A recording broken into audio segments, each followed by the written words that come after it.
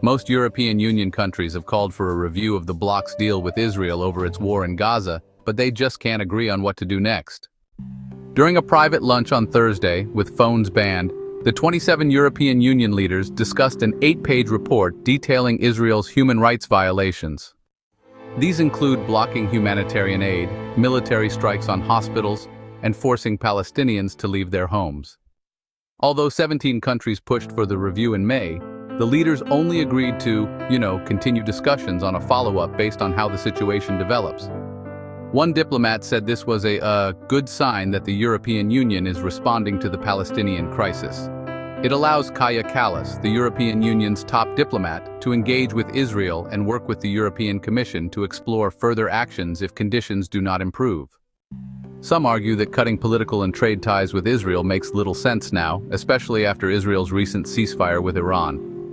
Others see this as a sign of Europe's weak response to the Middle East crisis. Deep divisions among member states mean most prefer to leave the next steps to Kallas. Some warn that any trade measures against Israel would need a qualified majority in the European Commission, which is, honestly, pretty hard to achieve. Spain's Prime Minister Pedro Sánchez said at a press conference that the EU should suspend the association agreement with Israel. He called this a necessary response to the humanitarian disaster in Palestine and said Europe has a moral duty to save lives in Gaza. Despite pressure from Spain, Ireland, and Slovenia, who urged the EU to condemn Israel's actions in Gaza, Thursday's Council conclusions were, cautious. Ireland's Taoiseach, Michael Martin, called the destruction and death of children incomprehensible and said the EU must take stronger humanitarian and political steps to pressure Israel to stop the war.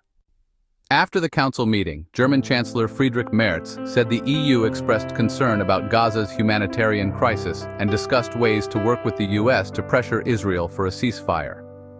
French President Emmanuel Macron also called for an immediate ceasefire. Israel has kept a humanitarian blockade on Gaza to pressure Hamas to release hostages. On Wednesday, the Israeli military killed at least 45 Palestinians, including some seeking aid, according to the Hamas-run health ministry. Meanwhile, Israel reported 7 soldiers were killed in a Hamas bomb attack.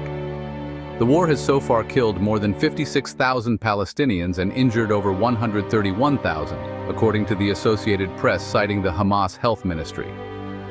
On Thursday, Israel's National Security Minister Itamar Ben-Gvir called on social media for a complete halt to humanitarian aid in Gaza, calling the current aid effort a true shame.